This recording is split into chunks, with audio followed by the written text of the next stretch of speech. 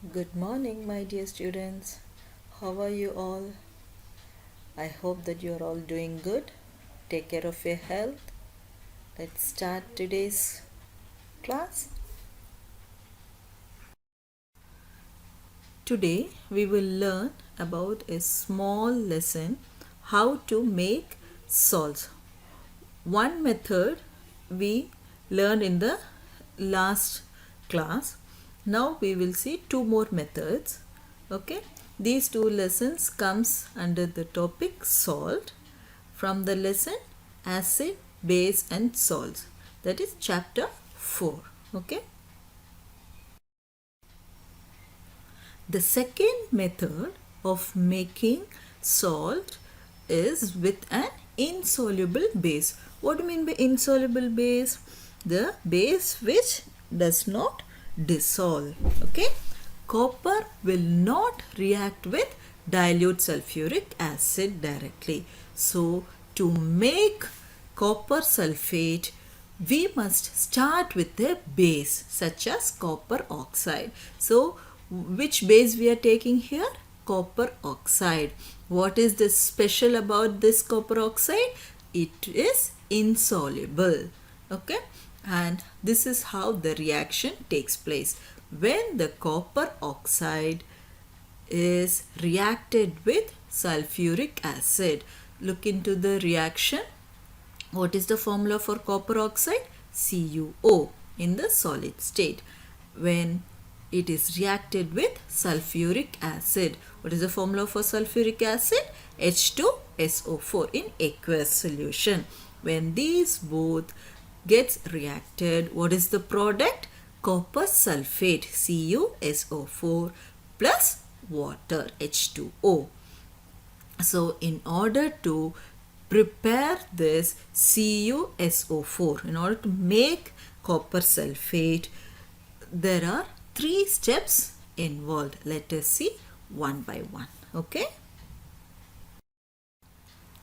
Step number 1. So what we have to do in step number 1? First, add some copper oxide to dilute sulfuric acid.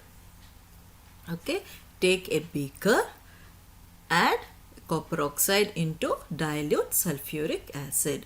It dissolves on warming and the solution turns blue. So how it dissolves? Only on warming. So what we have to do? Heat the solution. So take a beaker, pour dilute sulfuric acid to that add some copper oxide. Okay, then heat it. When we heat, it starts dissolving. Add more until no more will dissolve. So add more and more until no more copper oxide dissolves in dilute sulfuric acid, that is saturation point. So what do you mean by saturation point? After that point, no more dissolving takes place. Okay, that is the step number 1. What happens to the solution when the copper oxide starts dissolving in dilute sulfuric acid on heating? The solution turns blue. Okay, now look into step number 2. At the same time, please look into the diagram also, the picture. Okay, all the acids has now been used up. So no more dissolving takes place. It reaches the saturation point. Remove the excess solid by filtering.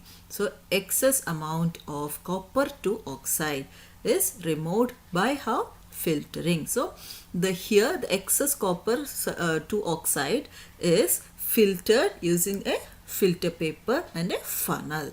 This leaves a blue solution of copper sulfate in water. So what we get, what is the remaining we get is the copper sulfate in water, that is aqueous solution, which is blue in color. Now in step number 3, heat the solution to obtain a saturated solution. So we get a copper sulfate solution, that is aqueous solution, by filtering copper oxide. Okay, now heat that solution until it becomes saturated.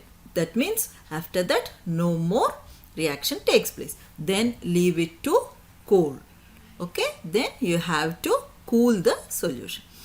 When it cools, what happens? We can see or we can observe crystals of copper sulfate has formed. Okay, they look like a crystals. This is how we get the salt. Okay, if we powdered that crystal, that is nothing but the salt. So we get the salt of copper sulfate. Is that clear, students? So the third method of making salt is with an alkali. In second method we saw with insoluble base. Here in third method with an alkali. What do you mean by alkali? The base which dissolves in water.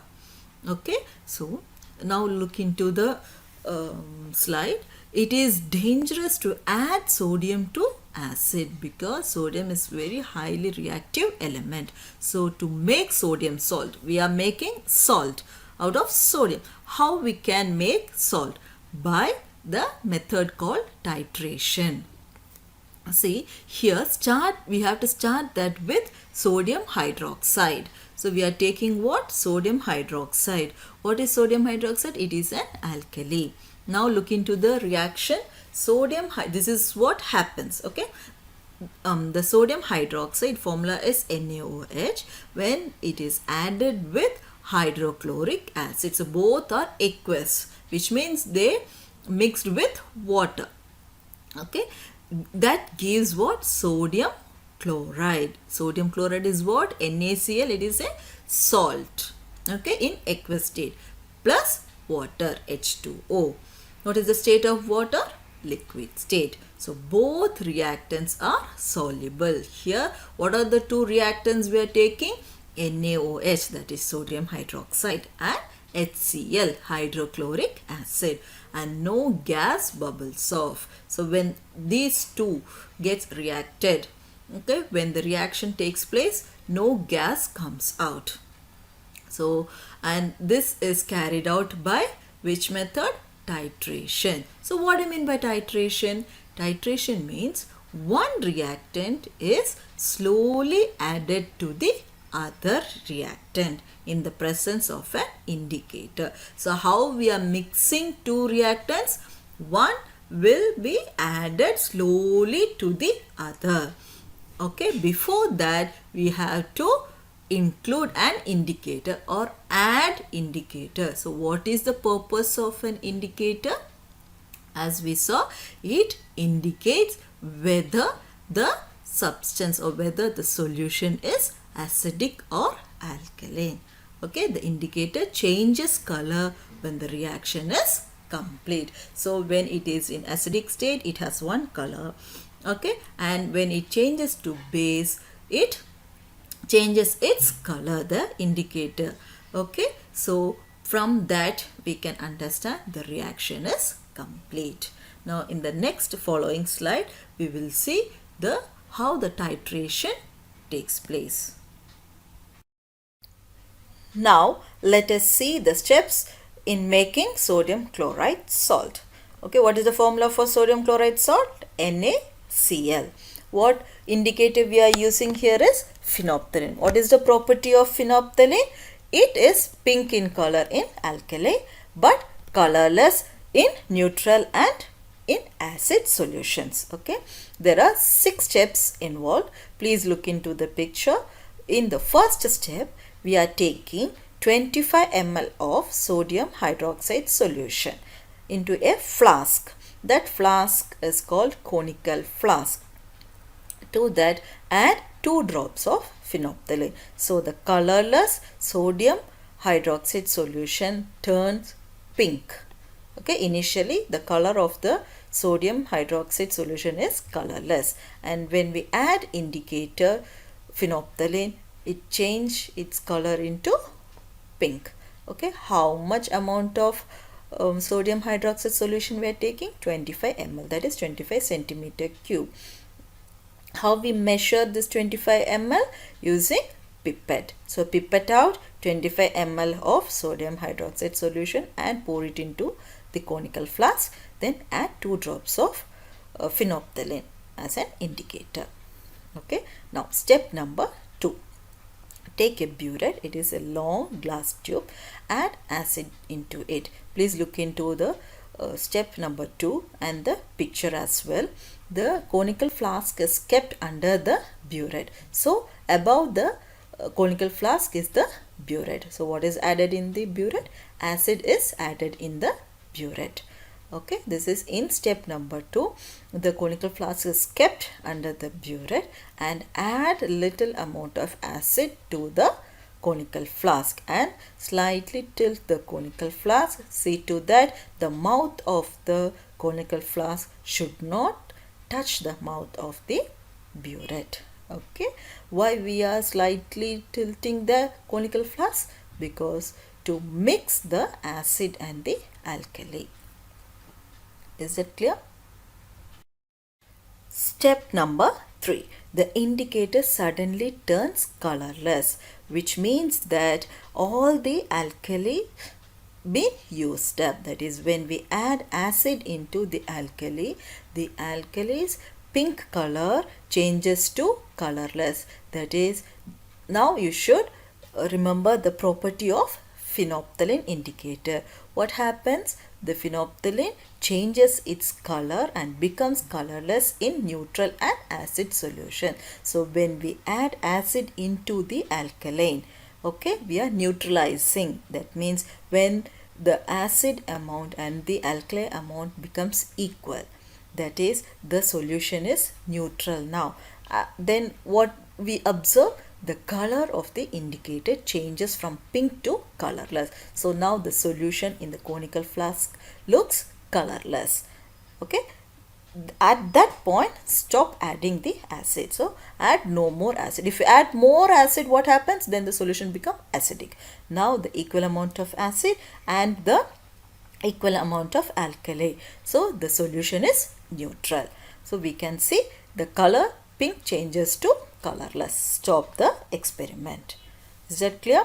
Now in step number 4, the scales have been marked in the burette. Using that, find how much acid you have added into the alkaline solution. From that we can identify that how much acid is needed to neutralize 25 ml of alkali. Okay, now step 5, repeat the experiment without the indicator. So put 25 ml of alkali in the flask, add the correct amount of acid to neutralize it. So without indicator, now just you add the amount how much you added to neutralize the solution using the indicator.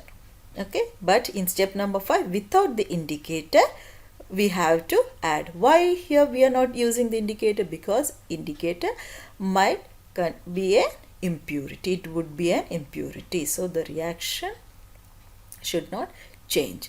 Now you add the same amount of acid into the flask. Okay. At last, finally, the 6th step, heat the solution from the flask to evaporate the water. So all are in aqueous solution. So it all dissolves in water. So we have to evaporate the water. So we are heating the solution. At last what we get? White crystals of sodium chloride will be left behind. So this at last we get the sodium chloride salt. So this experiment you will be doing in grade 11 for practicals. Okay students, hope you all understood all the methods of making salt. First method we saw in the previous class, and in today's class we saw 2 methods. One is with an insoluble base, another one with the alkali. Okay, hope you all understood better. Take care, be safe, take care of your health. Thank you my dear students.